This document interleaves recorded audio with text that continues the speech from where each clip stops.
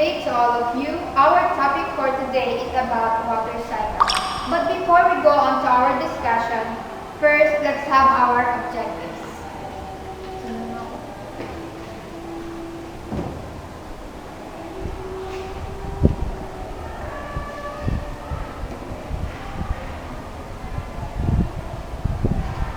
So our objectives are: first, define water cycle. Second, differentiate the three major processes of a water cycle. And last, give the importance of the water cycle. Are you familiar with the water cycle? Okay, that's great, because we already tackled it since elementary days. So, from your prior knowledge, what is a water cycle? That's right, a water cycle.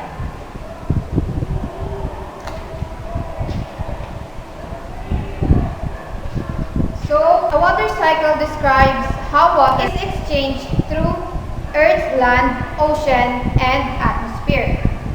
The cycling of the water in and out of the atmosphere is the significant aspects of the weather patterns of the Earth. Water on Earth is always changing, and its repeating changes makes a cycle. As the water goes through a cycle, it can be a solid or ice, a liquid or a water, and a gas or a water vapor. Ice can change to become a water or a water vapor. And the water can change to become a water vapor or ice. So, thus, a water vapor can change to become an ice or a water. So, this is the cycle.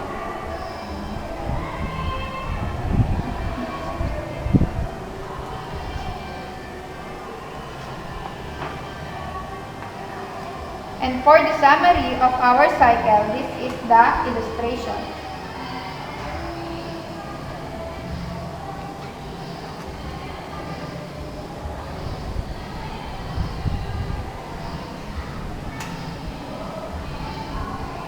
So, ice can change to become a water or a water vapor.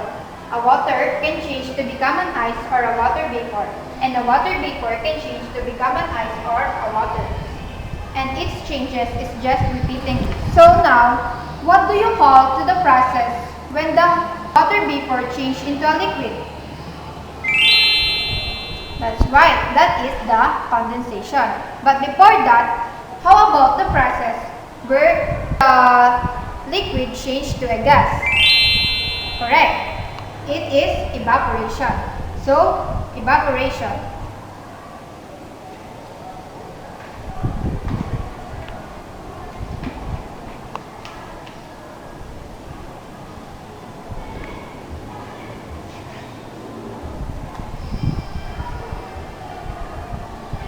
So, evaporation, please read. Is a process of a liquid surface changing to a gas. Liquid water evaporates and becomes water vapor. So, thank you. Evaporation is the process of a liquid surface changing to a gas. Liquid water evaporates and becomes a water vapor. The next one is the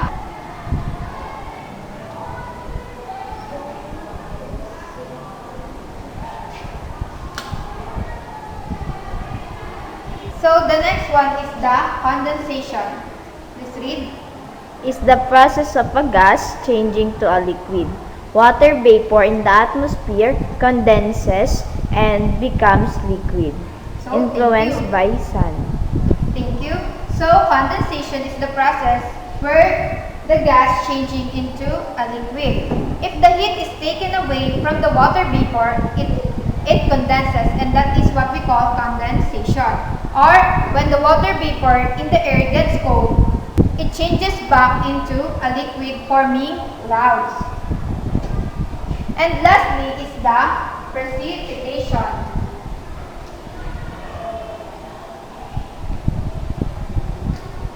So precipitation is not actually a process but a result of the condensation in the atmosphere, where the water or when the clouds gets heavy and cannot hold it anymore, it It loses water in the form of snow, sleet, hail, and of course the rain.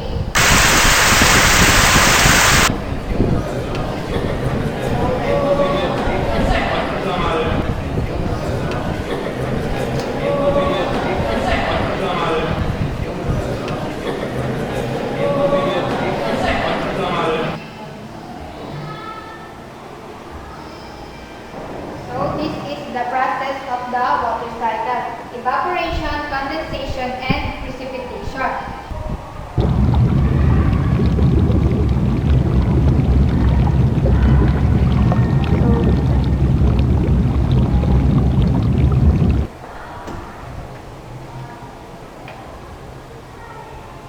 So this is our illustration or diagram of the process of the water cycle.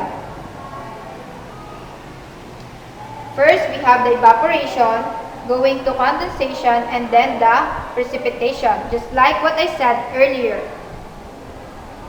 So from the ocean or land, the water evaporates, going and forming clouds. And when the clouds get heavy and cannot hold the water anymore, it will lose the water in the form of rain, snow, sleet, or hail.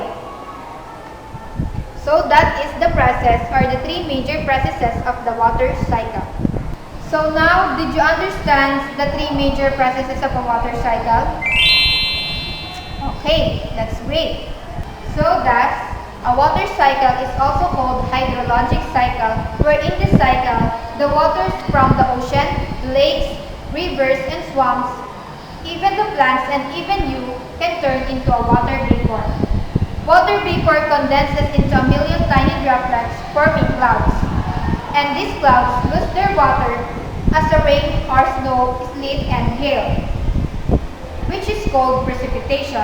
Precipitation is also absorbed by the ground or runs off the river. Water that was absorbed in the ground was taken by the plants, and the plants lose the water from their surfaces as the vapor back into the atmosphere. And the water that runs off into the rivers goes into the ponds, lakes, and oceans, where it evaporates back into the atmosphere. And by this, the water cycle continues. So now, did you all understand the topic?